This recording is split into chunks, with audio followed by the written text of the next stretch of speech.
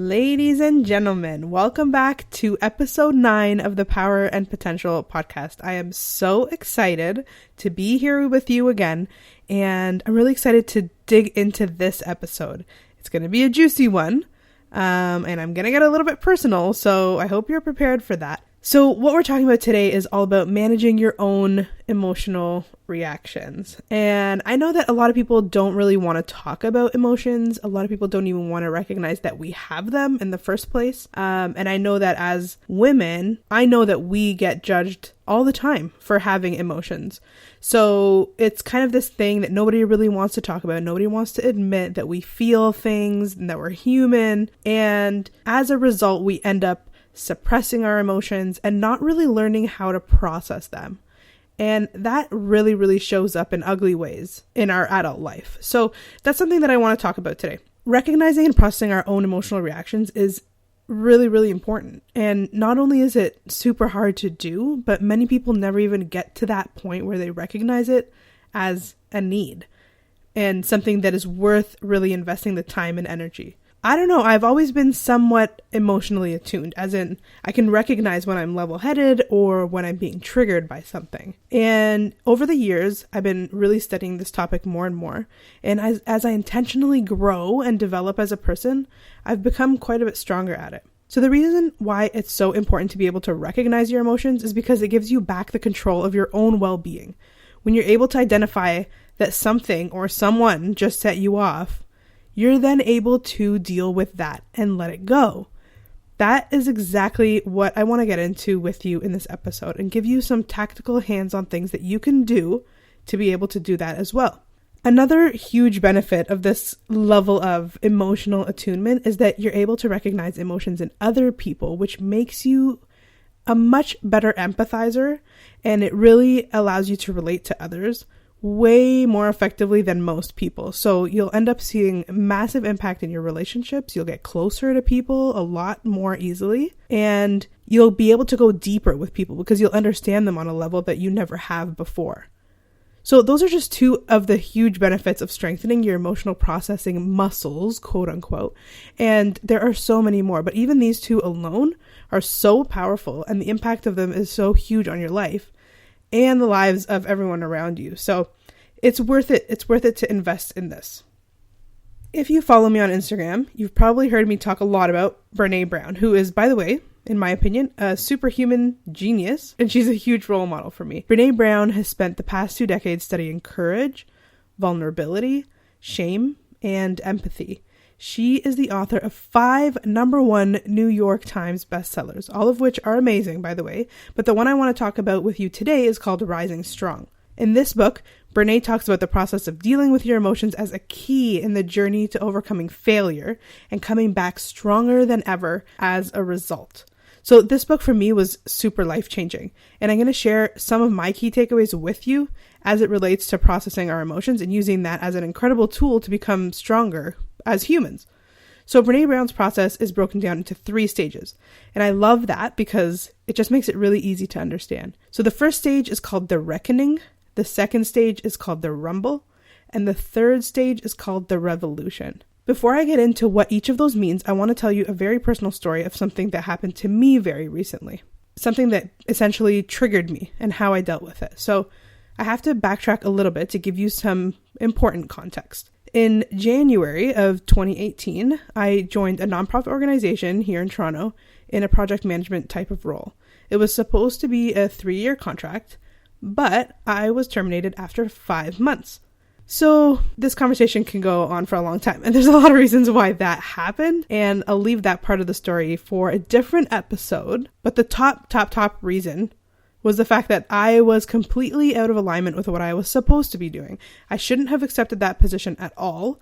I ignored all of the warning signs, and I ignored my gut, I ignored my intuition, I ignored everything in my body that was telling me that this was not a good fit. And as a result, I really honestly believe it was inevitable. Like the way it ended, I've never been terminated in my life. So that was like a shock, but at the same time, it's like, it's really not surprising considering, right? Like you do something completely against what you're supposed to be doing and what you're meant to be doing, then that's just how it happens. And really, I think the universe was on my side in ending it because I probably would have held on a lot longer. Anyways, I'm going off on a tangent. As part of that position, I hired a bunch of interns who were traveling to various countries on international internships, and it was my job to manage the internship program as a whole. So connecting with these amazing and super smart young people and building relationships with them was really the part of the job that I enjoyed the most. And I knew they were going on a trip of a lifetime, and it was really exciting to be a part of that, especially considering that I was in their shoes a few years back, right? So I could really relate to them. So I led their training with my friend and my colleague. She's a friend from before and happened to be my colleague in this position. And they departed off to their internship countries just a couple of weeks before I lost my job. So while they're away, I stay connected with the interns, even though I was no longer part of the organization. And you might be wondering why I would do that. The answer is because I'm a connector. I just love people. I love humans. And I love these humans in particular. You know, like I went through the whole recruitment process with them. I chose them. They were really strong and I just really connected with them. So anyways, long story short, they were all coming back recently from their internships and I wanted to see them and hear all about their experiences. So I reached out to my friend and colleague, the same one I trained the interns with, and told her that I would love to come by and see the interns at some point during one of their lunch breaks. I figured they'd be taking a break. Why not? I'll stop by, say hello, catch up with them. She responded that the team didn't think that it was a good idea. Literally within a split second of seeing her response, my body had this crazy emotional reaction. My face heated up, my heart started racing, and my mind literally started coming up with all kinds of crazy worst case scenario thoughts. Like, for example, I'll give you some idea. I was like, okay, well, I guess my former boss doesn't want me there because he thinks I'm useless. Or maybe he thinks I'm going to tell them everything that happened. Or maybe he thinks I'm going to bash him or the organization completely. Like, man, he must think I'm the worst person ever. Like, he definitely hates me. I stopped myself, noticing that I was having a serious emotional reaction. I started asking myself right away, like, what is this about? Where is this coming from? And what is this triggering in me? Obviously, I was being triggered somehow, and I couldn't immediately recognize what it was. This is what Brene Brown calls the reckoning. The reckoning is when you recognize that you are triggered and you get curious about it. When we're emotionally triggered, it's always about the reaction itself that you get curious, never about what the person did or said. What we need to do at this point is actually acknowledge that we're having a reaction in the first place, and we have to recognize that we are immediately creating stories or conclusions about what happened. And most of the time, the stories that we create are literally figments of our imagination, like we make them up. Like in my situation, I most certainly didn't have all the information. I don't know who wasn't comfortable with it or why they were uncomfortable with it. I had no idea. So I started making things up. And it sounds crazy, but that's actually what our brains do automatically, right? If we let them do what they do best, our brains will just make up a story. And if I hadn't noticed that I was making things up, I probably would have gotten more and more upset. I would have gotten angry and resentful, which would have turned into massive self-doubt and paralysis. And it would have resulted in me being emotionally unavailable to my kids. I know this because I know what happens to me when I let my emotional reactions go unattended. So Brene Brown teaches us that we need to recognize that we are being triggered and then recognize that we are creating stories. That is what she calls the reckoning. What happens next is the rumble. And this is where the exploration happens. She says that the original story that we create, that very first one that comes to mind, is called the shitty first draft. And that is where all the deep stuff lives. That is where you need to do some exploring. So in my situation, my shitty first draft was that my former boss didn't want me around because I wasn't worthy enough to be part of his team. I'm not good enough. That was the bottom line. That was my shitty first draft. The rumble is all about taking this shitty first draft and allowing it to illuminate you to the powerful workings of your mind. So Brene says to take this story and ask yourself the following 3 questions. 1, what more do I need to learn and understand about this situation? 2, what more do I need to learn and understand about the other people in this story? And 3, what more do I need to learn and understand about myself? So you can see that it's not about immediately just going and trying to fix the situation, right? There may not be anything that needs fixing. It's about you learning about yourself and growing as a result of each situation that takes place in your life, right? So if I ask myself these questions about the scenario that I was in, my answers would be something like this. So for the first one, what more do I need to learn and understand about the situation and the people involved? I would need to understand the full context. Right? What has been going on with the interns the entire time since they left? There are a whole lot of unknowns that I definitely cannot come up with a valid story all on my own. Like, I would need to fill in a ton of gaps to really understand this. There could be a perfectly valid reason that has absolutely nothing to do with me why they don't want me to be at that training. So I combined the first 2 questions into one question, essentially, to give you my feedback. And the last question was, what more do I need to learn and understand about myself? In this case, I needed to ask some deep questions of why. Why don't I feel worthy? Why did that situation trigger this feeling of not being worthy or not feeling good enough? And why does this one individual of all people trigger this feeling in me? In this case, it's my former boss. In this case, I don't actually know that it was him that said he's not comfortable with me being around. That was just a massive assumption that my brain went straight to, right? So in this case, why does he have this, the power to trigger this emotion in me, right? Is it because he's male? Is it because he's older than me, maybe? Is it because he's white? Or maybe all of the above, right? These are things that I need to explore. Why did this situation have so much power to trigger this emotional reaction in me, right? So when I started asking myself these questions, I asked myself, like, even if he thought I wasn't worthy, or that something was wrong with me, or that I wasn't good enough, or I wasn't good enough for his team, or whatever, right? Even if that were to be true, would that actually impact how worthy I am? And the answer is no, right? Like, no freaking way. Like, not unless I let it, not unless I allow his feelings or his thoughts, which in this case are totally hypothetical, right? But even if they were true, they don't actually affect my worthiness at all.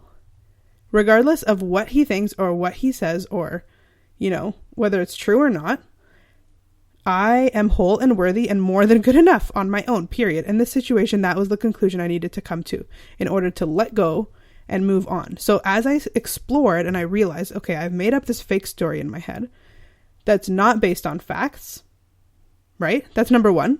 That immediately calms the storm a little bit. And then you start looking into why do I feel this? And that led me to, well, even if it was true, that wouldn't actually impact how worthy I am. So that was a huge win, right? And again, I want to point out that the rumble phase is all about you and not the other person. So I could have gone on for hours thinking about all the reasons why the team thought it wasn't a good idea to have me there. That would have gotten me absolutely nowhere. So the exploration phase is all about you and why you got triggered in the first place. The deeper you can go to understand that, the stronger you're going to be when you rise up from it. And what happens if you don't let it go? Well, Newton's law tells us that for every action, there is a reaction, which means that my reaction to this situation will lead me to act in a certain way, and that will have an impact on everything else around me, including my kids, my husband, my work. And if I take it out on them unknowingly, if I'm not paying attention, right, and I just get agitated or whatever, and then I take it out on them, and then they take that on as their own, right? Now they're going to react to it. And then the chain reaction continues. And obviously that's not fair to them. And it's also not doing me any favors by not paying attention, right? And dealing with my own baggage. So it's really important that we start doing the uncomfortable and super hard work to be able to process our emotions so that we can regain the control and power over our own reactions. This is super, super, super powerful stuff. The last stage in Brené Brown's process is called the revolution. And this is when the process becomes practice. It means taking responsibility in the world for your emotions and not allowing yourself to project your stuff onto other people. It means that you continuously recognize when you've been triggered and you face it head on. You don't run away with it. You don't numb it. You don't go drink your face off or eat your face off or just avoid. We have so many avoidance mechanisms that we turn to when we're feeling triggered, right? And instead of doing that, if you take it on head on and you deal with it every single time over and over and over again, that is what Brené calls the revolution, right? It will start with just one time, one scenario. Then you'll notice another one and another one. And it starts to become normal. Eventually you'll be paying attention to your emotions all the time. You'll realize easily when you've been triggered. And you'll naturally start to explore that reaction. It'll become almost second nature to start asking yourself these questions, right? And remember, in your exploration phase, the 3 questions that Brené Brown recommends that you ask are, what more do I need to learn and understand about this situation? What more do I need to learn and understand about the other people in this story? And what more do I need to learn and understand about myself? As you practice this more and more, it'll become quicker and more painless, It will start to feel a lot more natural. And the biggest thing is that you'll start to see the massive impact of your self-growth. The more you're willing to be uncomfortable, the stronger you will rise to be. Get comfortable with being uncomfortable. I know we hear this a lot, but it's very, very true. The more we stay comfortable, the less we grow, right? So we have to start getting comfortable with being uncomfortable. And we have to start taking responsibility for ourselves and our emotions, because there are consequences. Like if we have emotions, we're not dealing with them, they do have an impact. They are going somewhere, right? For every action, there is a reaction. So if you're not dealing with your emotions, you're putting them out on the world somehow. So you have to really look into how you're managing your emotions and what impact that's having on the people around you. I hope that you see the value in this episode today, because I can tell you that it has changed my life drastically. I'm still emotionally triggered all the time, and you will be too, because we're human, right? But once you master this, you'll be able to move past it so much faster. You'll be able to move past each situation faster than before. You won't be thrown off easily throughout your day, you know? Like I always used to feel like being triggered ruined my whole day in terms of productivity and all that good stuff. Not anymore though. Like I really feel a lot more confident about being able to manage my emotions now. If something bothers me, which of course things still bother me, things still get under my skin. Like this story that I'm telling you today just happened like a few weeks ago or a couple weeks ago.